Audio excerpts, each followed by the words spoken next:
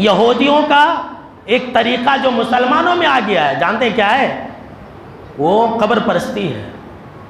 یہ قبر پرستی، بزرگ پرستی، یہ یہودیوں کا کام تھا۔ حضرت اما عائشہ رضی اللہ تعالیٰ عنہ کہتی ہیں کہ آپ صلی اللہ تعالیٰ علیہ وسلم جب مرض الوفات میں تھے، تب آپ صلی اللہ تعالیٰ علیہ وسلم نے کہا کہ لعنت اللہ علی الیہود والنصارى اتخذوا قبور انبیاء مساجدا، کہ اللہ کی لعنت ہو یہودیوں کے اوپر اور عیسائیوں کے اوپر کہ ان لوگوں نے اپنے اپنے انبیاؤں کے قبروں کو سجدہ گاہ بنا لیا تھا۔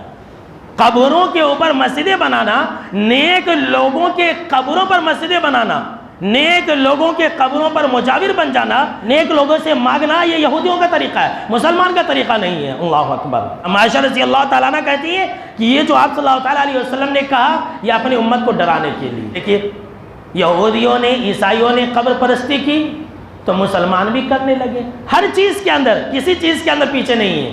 یہودیوں کی ایک عادت ہے جو آج اکثر کثیر تعداد میں مسلمان کرتے ہیں، نماز پڑھنے والے مسلمان بھی کرتے ہیں۔ جانتے کیا ہے؟ سن لیجیے ذرا غور سے۔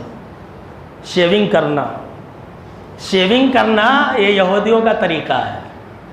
مونچھیں رکھنا، مونچھیں بڑی رکھنا اور داڑھی شیونگ کرنا، یہ یہودیوں کا طریقہ ہے، عیسائیوں کا طریقہ، مشرکوں کا طریقہ ہے۔ مسلمان کرتے، شیونگ کرتے کہ نہیں؟ مونچھیں بڑی بڑی رکھتے لیکن داڑھی جو ہے شیونگ کرتے۔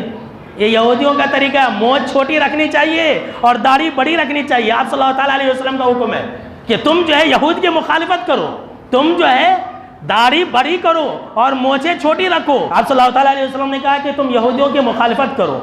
یہودی جو ہے اپنے بالوں کو رنگتے نہیں ہیں، اگر وائٹ ہو گیا تو وائٹ ہی چھوڑ دیتے ہیں۔ آپ نے کہا کہ تم رنگو، تم خضاب لگاؤ، مہندی لگاؤ، اسے وائٹ مت چھوڑو، اس لیے کہ یہودی یہ کبھی بھی اسے کلر نہیں کرتے۔ مسلمان کیا کر دیے؟ یہودیوں سے 4 قدم آگے اپنے بالوں کو بلیک کرنا شروع کر دیے۔